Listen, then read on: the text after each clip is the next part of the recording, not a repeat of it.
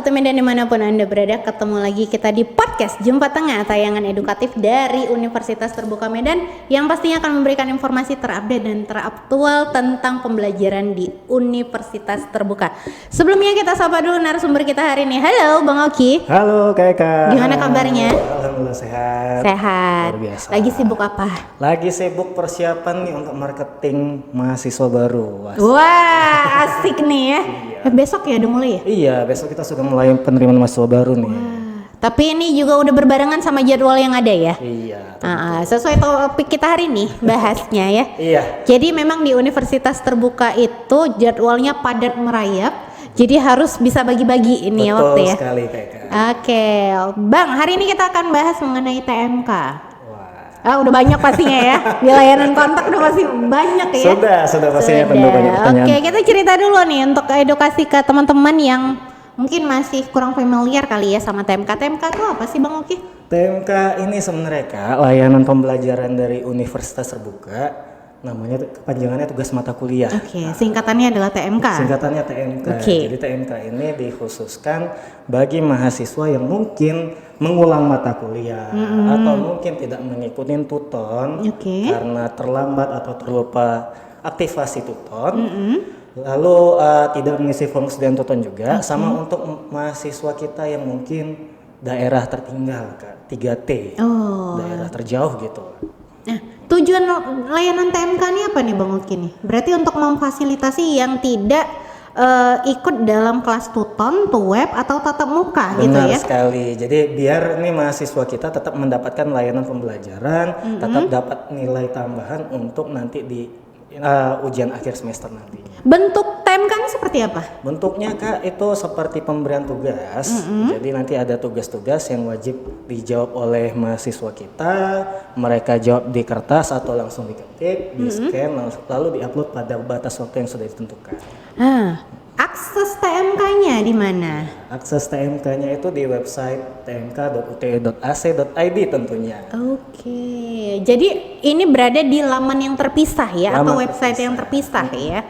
Karena kan kalau tuton itu di MyUT sebenarnya bisa diakses sih. Oh gitu. Jadi untuk tuton itu bisa diakses menunya di MyUT pada menu tutorial atau bisa langsung klik website elearning.ut.ac.id. Oke, kalau untuk TMK-nya? TMK sendiri kayaknya belum disinkronkan ke MyUT, jadi mahasiswa mesti mengklik langsung ke website tmk.ut.ac.id. Oke, itu kan pasti ada akses ya Bang ya? Betul sekali. Aksesnya itu berupa username dan juga password. Nah, untuk teman-teman yang terjaring TMK dapat username sama passwordnya tuh di mana? Iya, sebenarnya ini banyak sih nih Kak pertanyaannya karena banyak. Saya harus mewakili para mahasiswa yang membutuhkan informasi terkait dengan TMK gitu. Betul sekali. Jadi kebanyakan mahasiswa tuh berpikirnya kan, username sama password TMK itu sama seperti username atau password di MyUT atau di tuton mereka. Padahal sebenarnya beda. Beda ya? Beda. Oke, bedanya gimana Bang? Bedanya sebenarnya udah dijelaskan sih di panduannya ada di website TMK. Jadi mereka itu hanya perlu mengakses menggunakan username-nya NIM, passwordnya tanggal lahir, formatnya DD strip MM strip YYYY atau DET strip MON strip Y. Oke, jadi memang yang namanya walaupun nih ya, kan setiap orang udah pasti dapat NIM, mahasiswa tuh dapat NIM.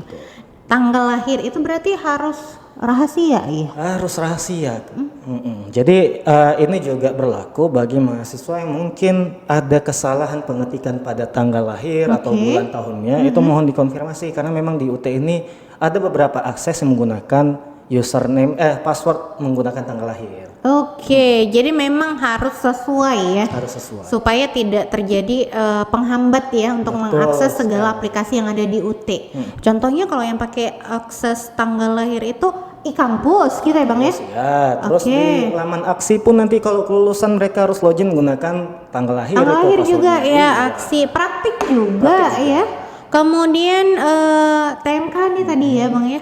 Jadi memang tanggal lahir itu tidak untuk disebarluaskan. Betul sekali. Gitu ya, mulai dari tanggal, bulan, tahunnya juga gitu ya. Nah, prosedural ngerjakan TMK tadi Bang bilang boleh tulis, boleh ketik gitu. Nah, yang jadi patokan ya atau tolak ukur seseorang mengerjakan TMK tuh alurnya seperti apa, Bang? Jadi tentunya mengunduh dulu naskahnya, karena bisa jadi naskah teman-teman itu berbeda dengan teman-teman yang lainnya. Oke, walaupun mata kuliahnya sama, prodinya sama. Betul. Jadi unduh dulu naskahnya, lalu jawablah jawabannya itu, baik itu di selembar kertas dengan tulis tangan atau boleh diketik bebas. Hanya Pakai saja itu BJ. nanti ada cover. Oke, cover TMK ya, Bang ya. Cover BJU namanya, buku jawaban ujian. Terus di covernya diletak di depan, baru jawabannya di belakang. Itu nanti boleh di scan atau langsung di PDF online kan juga boleh kalau menggunakan Microsoft Word. Oke, dan pastikan itu bisa dibaca. Betul. Jadi kalau yang tulis tangan nih sebenarnya agak tricky nih, Kak. Oh, tricky. Iya. Why? Kenapa? Karena kan kalau untuk tulis tangan nih tulisannya ada yang cantik banget gitu ya. Ada yang mungkin terlalu cantik, tulisan sambung tapi susah dibaca. Jadi kita ibaratkan nih kalau tulisan tangan ada mungkin orientasinya ke tulisan dokter atau ke tulisan sekretaris. Betul Gitu sekali, ya. Antara dua, dokter atau sekretaris gitu ya. Kalau dokter udah jelas ya perlu penglihatan laser lebih tinggi gitu ya untuk baca jawabannya, karena walaupun jawabannya benar tapi tidak terbaca oleh korektor gitu ya, itu akan merugikan gitu merugikan diri sendiri tentunya. Makanya lebih baik sebenarnya saran kita itu diketik aja. Kalau memang mampu menggunakan komputer, diketik jawabannya, BJU-nya tinggal disatukan di cover depannya, udah selesai. gampang ya. Terus kan ini Bang, TMK ini apakah ada jadwal? TMK atau dibuka ada sepanjang semester? Tidak dong. Jadi memang ini sedikit jadi bahan pertanyaan mahasiswa ya, karena kan tuton biasa dimulai duluan. Iya benar. Jadi untuk TMK sendiri biasanya dimulai dari minggu ketiga tuton atau mengikuti jadwal tugas tuton. Oke. Nah, kalau yang semester ini itu kemarin untuk tugas satunya dibuka sekitar tanggal 16 Oktober sampai 24 Oktober, jangka waktunya 1 minggu itu, Kak. 1 minggu ya? 1 minggu. Oke.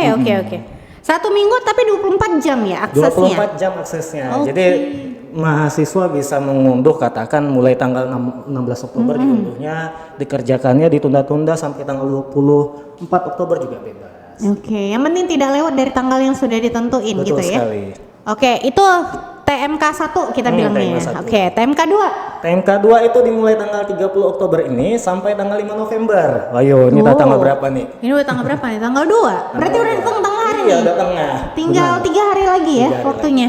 Kemudian TMK 3 Bang? TMK 3 nanti dimulai tanggal 13 November sampai 19 November. Wah. Jadi dikasih kemudahan tapi nggak boleh bablas juga lah. Betul sekali. Jadi UT ini memang menerapkan sistem kemandirian. Terus harus tepat waktu sih lebih tepatnya. Oh, ya lebih bagus jangan ditunda-tunda juga gitu ya Bang ya. Benar. Oke. Nah, ini kan ngomong-ngomong udah masuk TMK 2 nih Bang, udah tanggal 2 nih, 2 November 2023. Gimana kalau teman-teman mahasiswa ternyata baru mereka tuh dapat layanan TMK. Lah kan TMK satunya udah ditutup. Apakah TMK 2-nya harus dikerjakan atau tidak dikerjakan nih Bang Oki? Iya. Ini memang baru aja tadi ada yang bertanya hal yang sama. Saya menanyakan berdasarkan memang pengalaman sih memang harusnya. Ini fakta di lapangan. Ya, benar-benar. Jadi teman-teman mungkin bagi yang sudah terlewat TMK 1 itu jangan berkecil hati. Teman-teman tetap bisa mengikuti TMK 2 dan TMK 3. Makanya bagi yang belum akses silakan langsung akses TMK 2-nya. Kerjakan segera mungkin karena paling lambat penguploadannya itu sampai tanggal 5 November. Oh, jadi walaupun nih TMK satunya terlewat, TMK 2 masih ada waktu, terlambat nggak apa-apa gitu ya.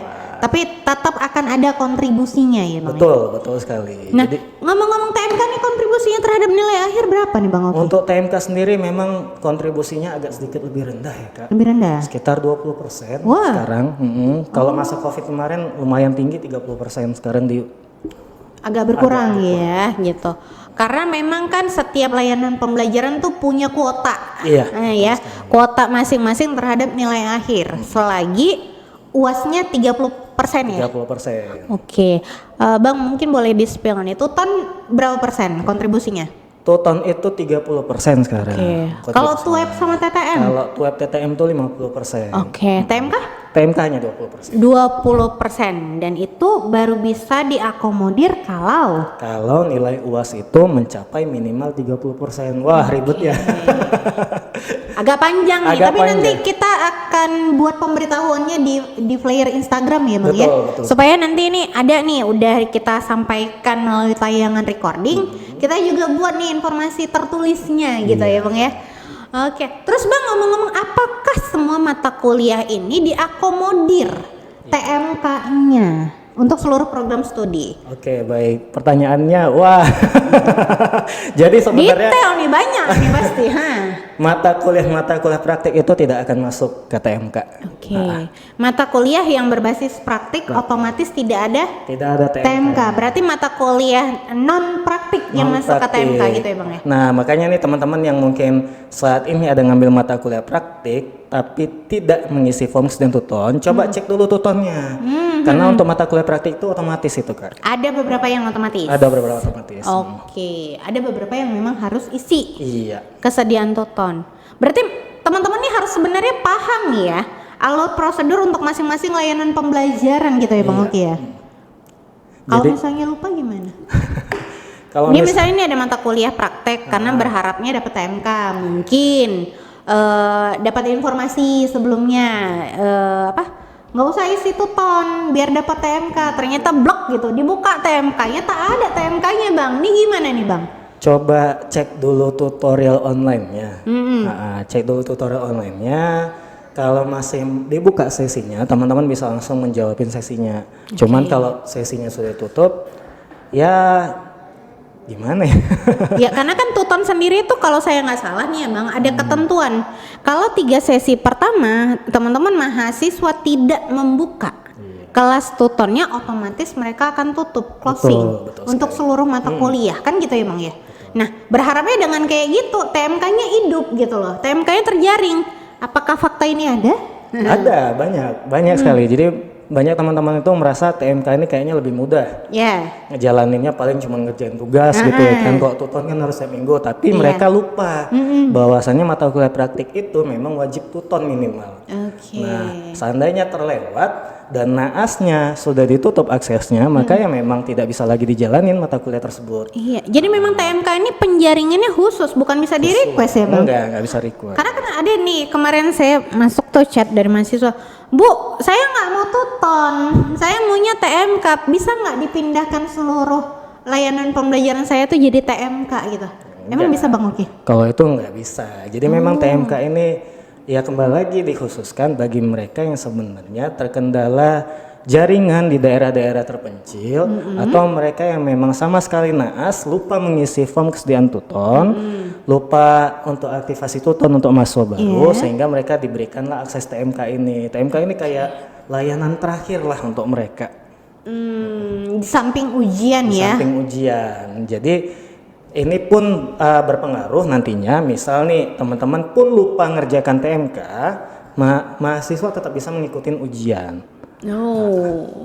Jadi bukan berarti tidak ikut web, tidak ikut tuton, tidak ikut TMK, teman-teman tidak berhak mengikuti ujian kan? Tetap ininya ujian ya? Ujian, kuncinya di ujian. Oke, tapi kan yang namanya ujian itu kan nggak segampang itu juga ya Bang? Betul. Nah, sedangkan yang ikut tuton, tuh web, TMK aja belum tentu nih ujiannya tuntas gitu kan, gitu ya, dapat nilai yang sangat baik. Mungkin 1 di antara 100.000 kejadian kali ya. Karena kan mahasiswa kita cukup banyak nih, lebih dari 500.000 gitu ya. Jadi memang kembali lagi kepada kemampuan dan juga progres masing-masing mahasiswanya. Gitu. Nah, terus gini Bang, karena tadi kan tidak isi kesediaan tuton. Nah, itu kan ada tuh form kesediaan mengisi tuton. Dibuatlah tidak bersedia. Jebret gitu ya, karena dapat informasinya gitu kan.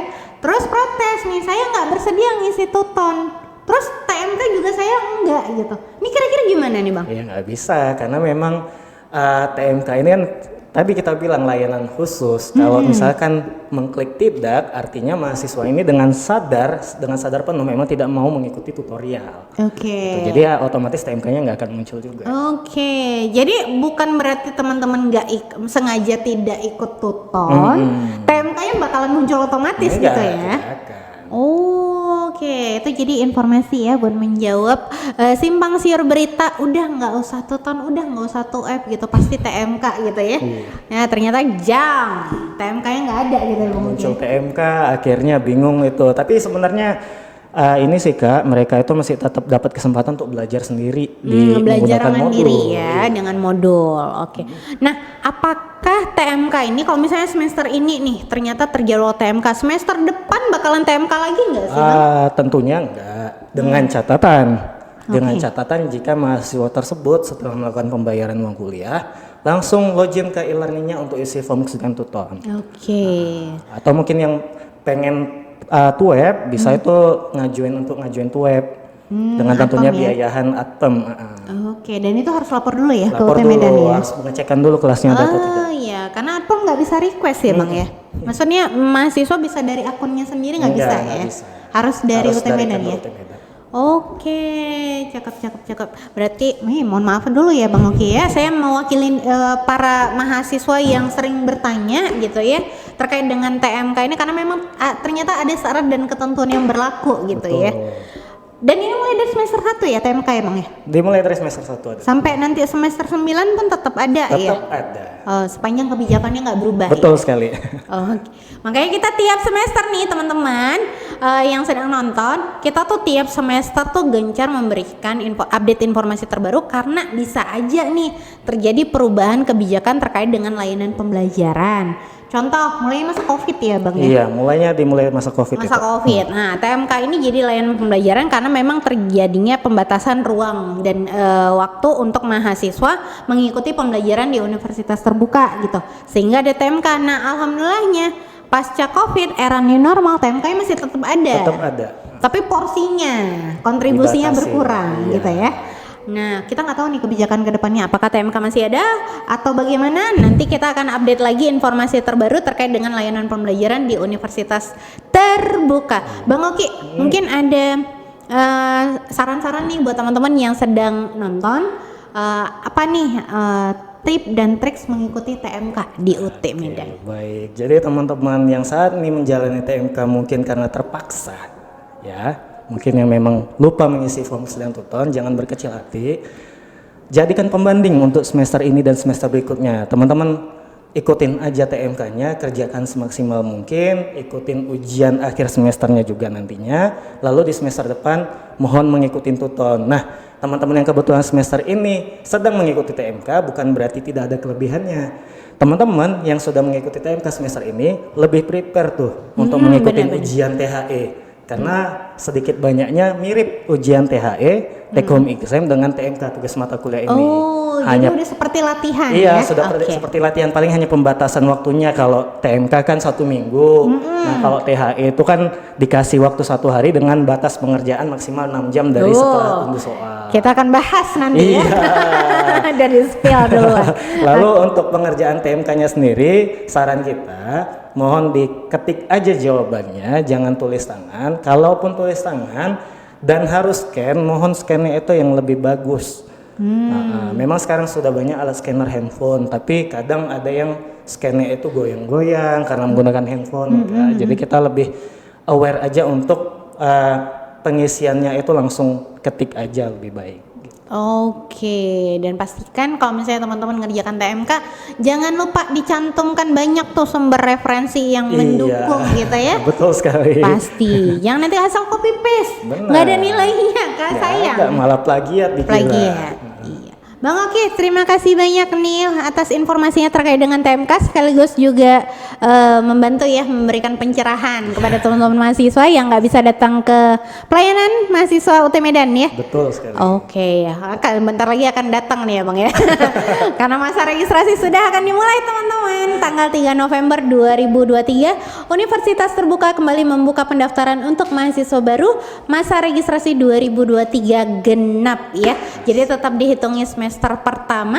Jadi buat kamu yang kemarin belum sempat bergabung di Universitas Terbuka, kita kembali buka pendaftaran nih mulai besok 3 November 2023. Langsung aja aktivasikan akunnya kamu itu di admisi-sia.ut.ac.id. Informasi lebih lanjut bisa kunjungi website kita di medan.ut.ac.id dan juga Instagram kita. Baru nih kita update tadi ya, berkas-berkasnya apa aja, kemudian persyaratannya apa aja, boleh nih pantengin Instagram @utmedan ya. Pasti kita tunggu, kita akan pecah rekor kembali nih ya untuk 1 juta mahasiswa Universitas Terbuka. Ya, jadi sahabat UT Medan dimanapun Anda berada yang belum bergabung bersama keluarga besar UT Medan, kita tunggu nih kehadirannya di kantor kita di Jalan Bromo nomor 29 Medan Denai ya. Pendaftaran sampai pertengahan Februari. Pertengahan Februari 2024. Jadi cukup panjang ya waktunya. Lebih kurang 3 bulan. Iya. 3 bulan ke depan. Ayo buruan segera daftar, jangan di ujung-ujung nanti nyesel loh berkasnya tuh ya. Belum divalidasi. Oke, Bang Oki terima kasih banyak. Oke, terima kasih Kak Eka. Saya Eka Frija mewakili panitia yang bertugas pamit undur diri. Sampai ketemu di podcast Jumpa Tengah UT Medan berikutnya. Bye bye.